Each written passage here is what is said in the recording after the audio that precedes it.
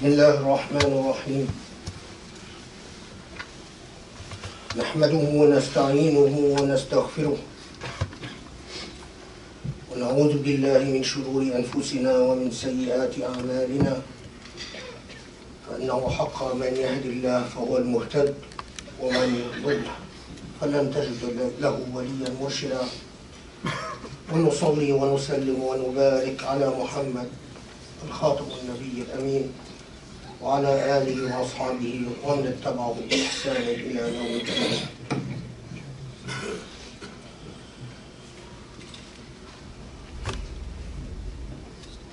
Last night, I was preparing my khutbah,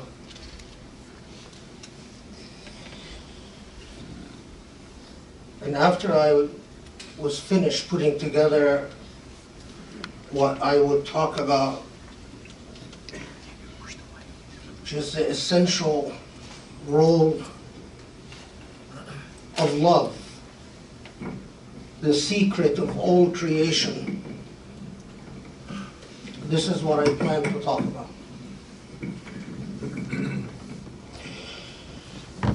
Came the news of the attack that by now all of you are aware of in New Zealand.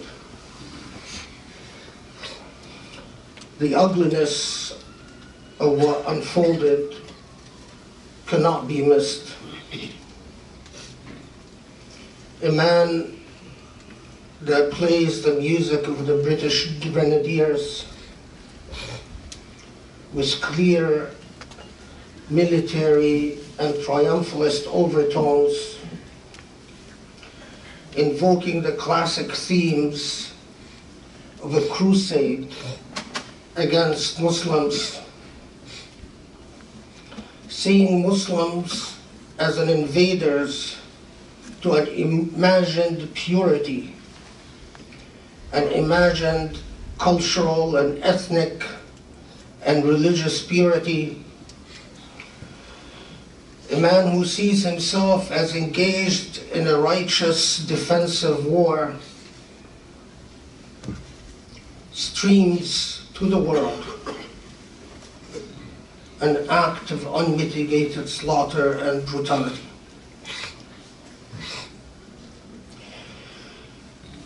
What unfolded is horrific, no doubt. Some of us might even know people who were involved. But the truth of the matter, brothers and sisters, is that this horror has been unfolding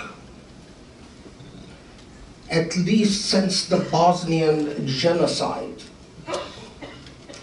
with an endless drumbeat of Islamophobia that is funded, organized, and persistent. Islamophobia has taught the public, has taught every policymaker, every media person, every educator, every law enforcement, that Muslims are different, that our armed forces are consistently engaged in Muslim lands, and no day passes without Muslim casualties somewhere around the world. Islamophobia has taught everyone that we Muslims do not embrace a religion, but rather embrace an ideology. Islamophobia has taught everyone that we Muslims believe in supremacy over human beings. It has taught everyone that we Muslims love to hate rather than love to love. That we Muslims engage in stealth behavior, sleeper cells, and taqiyya, which is lying, that somehow Islam condones and accepts that. It has taught the average person in the street that our Prophet, peace and blessings be upon him, is a pedophile and a sexual deviant. It has taught the public that we Muslims are fed in the milk, in our baby milk, an idea of unwavering jihad against others. If you don't believe me, just do a basic search on just the very recent publications on Islamophobia. Since the Bosnian Genocide, not a single week passes without a new Islamophobic book being published.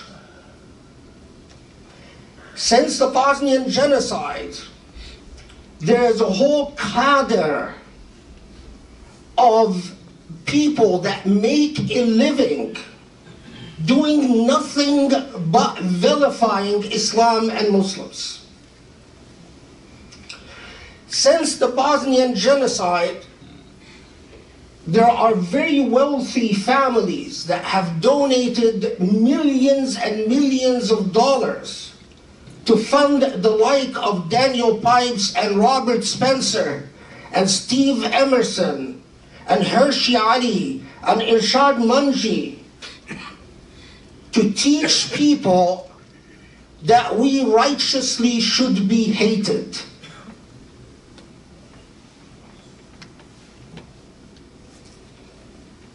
Tons of resources are poured into this industry. So much so that even on the campus of UCLA, we had a visitor, a well-known famous Islamophobe called David Hurwitz, that plastered all over the campus posters vilifying the MSA as a branch of the Muslim Brotherhood, the Muslim Student Association, as a branch of the Muslim Brotherhood, and as anti-Semites.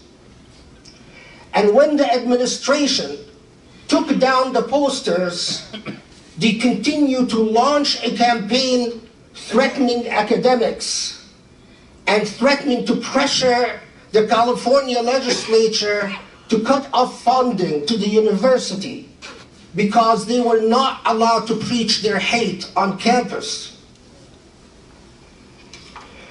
What I'm saying, brothers and sisters, is that this attack didn't come out of a vacuum. You cannot teach people for years and years to hate someone before eventually some demented soul acts on this hate. I teach a course at UCLA Law on Muslims, race, and law. And in this course, I made an extensive listing of violent attacks against Muslims in the United States and Europe in the past decade alone. Violent attacks in the past decade has increased 600%. Most of the attacks are not even classified as hate crimes within the definition of the law, because the law requires certain elements to be fulfilled for it to even be classified as a hate crime. But you and I know the look that a racist gives you, that communicates volumes of exclusion and marginalization. Islamophobia, brothers and sisters, is a project of subordination. It is driven by political interests, but navigated by immoral idiots. The attack was carried out by an immoral idiot. However, it is the political interests that allowed this person and his co-conspirators to train for 2 years, armed them to the helm, and provided a steady drumbeat of hateful language that has made your sons and daughters and my sons and daughters so uncomfortable in school that they often try to conceal the fact that they're Muslim. That has made every Muslim think a million times before they dare pray in public, or before anyone notices them doing wudu in a public bathroom. It is a social illness. And it is not a social illness of misunderstanding. It is a social illness of racism. Because Islam, in the Western imagination, has been racialized centuries ago. Muslims were referred to as the Moors, the Saracens, the Turks, sand niggers, towel heads. It's a racial image. It's a racial image that communicates alienation, exclusion, and subordination. This is what is the heart of the attack. You and I know that if this attack was carried by a Muslim, right now, talking heads like Spencer and Daniel Pipes and the so many other Islamophobes and neocons would be all over the airwaves pontificating upon what in Islamic systems of belief is behind that attack. All the different ways that this attack is symbolic of some deep rupture within Islamic culture. But the fact that this attack was carried by a white man of Anglo-Saxon background, Christian, becomes a simple psychological deviance. The truth of the matter is, this is the manifesto that the man wrote. It's called The Great Replacement. And I will tell you that it took an intellectual effort by an intellectual culture to produce this ugly manifesto. It is not as intellectually intense as the one produced by Anders Brevik, which was 600 pages, and which I am sure no Muslim has read, but I did. And the 600 pages builds its intellectual vestiges on the contribution of Daniel Pipes, Robert Spencer, and Steven Emerson, and the likes, American Islamophobes. And if you read The Great Replacement, you will find the fingerprints of the American Islamophobes clearly within this text. Brothers and sisters, this is not simply an attack. It is a deep social problem. The same ugly problem of racism.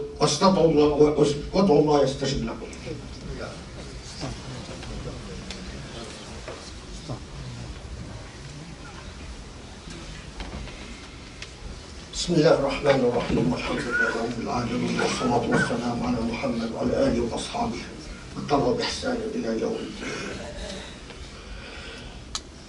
I am deeply grateful that we live in a country in which the government, despite Donald Trump, still cares about its citizens to rush to express support to a subjugated racialized and dominated minority such as Americans in the West. Muslims have existed in this country at least since slavery. And Muslims were barred from becoming citizens of this country for at least 150 years. And right now, we have the ban, the Muslim ban that was upheld by the Supreme Court as constitutional legislation. So the problem existed in the past and the problem exists now. But I'll be honest with you. I don't blame the Islamophobes alone. And I don't blame racism alone. I blame our response to it. We need invested resources in the response to Islamophobia. For 20 years, I have been talking about this problem and warning about the coming violence as it's folded. And for 20 years, I have found Muslims doing the same things in the same old ways. We need the wealthy among us to donate millions of dollars, not so our hobbyists and those who work as extracurricular activity in Islamic centers to respond to Islamophobia, but to develop intellectuals or intellects from sociology, anthropology, public policy, communications, political science, to create professional institutions that starts addressing Islamophobia to equal out the great imbalance that currently exists between racist discourse and those who want to counter racist discourse. This is my problem. Pray for the families of the deceased and the wounded. These are trying days for them. They are us. It could have been us, just under slightly different circumstances. Allah knows that part of the reason that this was allowed to happen is that when it comes to anti-terrorism work against Islamic terrorists, law enforcement has a network of surveillance of informants that are very well paid and very well monitored. But when it comes to the right wing and their extremists all over the West, law enforcement has nothing like the system of surveillance that they have responding to Islamic terrorism. We should work to correct these situations. May Allah forgive us our sins. Allahumma ighfir lana wa'afu anna warhamna wahdina la'aqraba min hadha rashada. Allah forgive us our sins and increase our piety. Allow us to love our enemies even though they teach hate. Allow us to forgive our enemies even though they are unforgiving. And give patience and comfort to the victims of the attack in New Zealand and their families, and heal the wounded. Wa aqim as-salah.